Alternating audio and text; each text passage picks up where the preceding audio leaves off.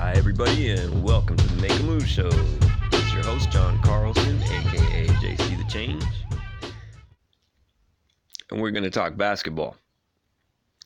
And maybe even waste a little time. Oh my God. Still drinking that instant coffee? I got to buy myself a machine. Speaking of machines, anybody see the Utah Jazz and how they performed yesterday against OKC? You know, Alex Jones always says, I'm not bragging. No, I'm not bragging. No, I'm not bragging. And then he proceeds to brag. I'm just going to tell you right out, I'm going to brag. I told on Twitter, I tweeted just before the game that the corner three-pointers were going to play a big factor. And that, you know, if they didn't shut it down, it's going to be lights out. Well, what happened? Ingles at the corner. Same thing as the last game. You know, everybody's focused on Rubio because of the comments made by Russ about he's going to shut him down. Well, you know, everybody seems to forget that Rubio's not the only player on the Jazz. They have a number of skilled shooters. And of course, in the paint. I mean, the Jazz were scoring in the paint over and over and over. OKC needs some help. They really do. Russ needs to get a couple of things. Yeah, he needs to be armed with a couple of dead-eye shooters, or else it's going to be the same every playoffs that he's even fortunate enough to get to. You know, I mean, PG-13 played amazing, and it still wasn't enough. You know, you always hear bad things about Russ from the critics. But let me ask you a question. What stat padding was he doing last night in Game 4 of the series, in the playoffs? What stat padding forced him to get 14 rebounds? That was not stat padding. That was necessary. The truth about Russ, and a lot of these pundits don't want to know this, is the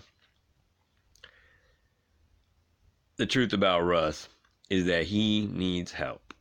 And I'm not talking about psychological help. I mean, he needs teammates to play, basically. Watching that game yesterday against the Jazz, I don't understand how they're even in the playoffs. Yeah, I don't mean to insult them. You know, Adams, he's a great center. But how come he has half of the rebounds that his point guard has? 7 rebounds for Steven Adams. 14 for Russell Westbrook. He's the only guy on the team, I believe, that had double-digit rebounds. They're doing too much. That's what's going on. They're just doing too much. PG-13 had 32 points, 6 rebounds, 2 assists, 2 steals. That is what you call a top-heavy number. Okay, he had 32 points. That's ridiculous. He should have distributed that and maybe even gotten 10 rebounds, 4 more rebounds than what he got. He should have got 5 assists, 3 more than what he got. He should have got 4 steals or even 3 steals. But no, he had 32 points. Why did he have 32 points? Because he had to get 32 points. And Russ Westbrook had to get 14 rebounds. I mean, they're doing too much.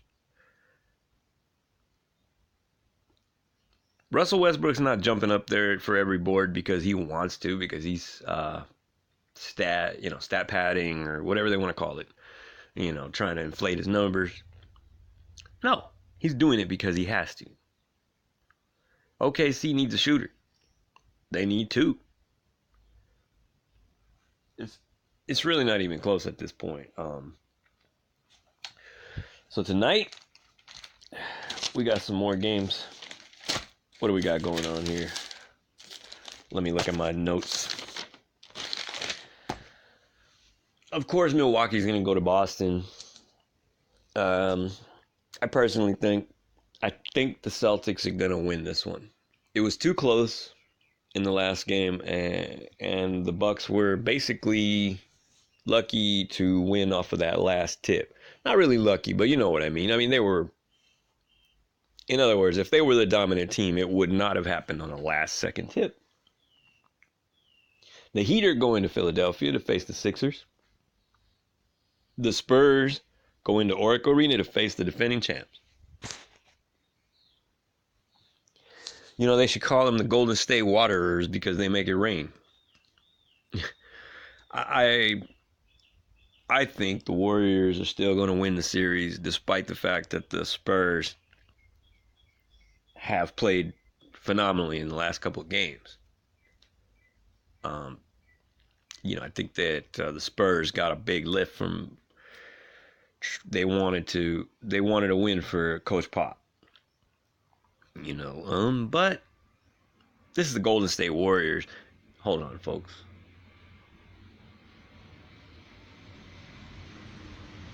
That's a 747. Yeah, that's not a 777, I'll tell you that.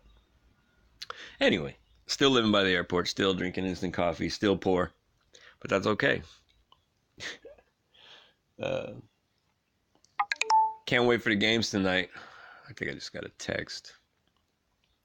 The games are going to be pretty good, but honestly, I don't see any games that really stand out as they're going to be amazing. I think Golden State is going to beat the Spurs handily. I think Boston won't have too much trouble with Milwaukee. You know, the Heat and the Sixers, that's probably going to be your best game. Ben Simmons and the Sixers. Who wins? I think the Sixers because they're at home. And not only are they at home, but they're just the better team. They're doing better right now. So that's about it. Let's get out there and have a great day, and we'll have some good basketball to watch tonight. I'm going to work on the studio a little more because we need to have this thing done and up and running. And that's what it is. By the way, before we go, I got one more thing to talk about. This whole Kevin Durant, Russell Westbrook, social media, it's getting ridiculous. It's getting to the point where somebody needs to take the phone away from these guys. These guys are like Trump.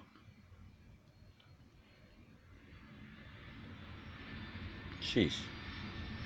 That might be a 777. Either that or it's flying so low that maybe I could reach my arm up and grab it. Okay. Anyway, social media. Get off of the tweets, people. Whether you're President Donald Trump or whether you're Kevin Durant or, tweets, Instagrams. Social media is fine. It's good. But you don't know how ridiculous you look to other people. You really don't. You look ridiculous when you're out there liking posts that dog your opponent or your enemy and I am talking about Kevin Durant. You need to step away from the posts, man. And I don't mean to be rude, but it's just something you have to do. It's unbecoming of a man to be throwing social media shade out there. Okay. All right. That's what it is. You guys have yourselves a great day and keep it moving.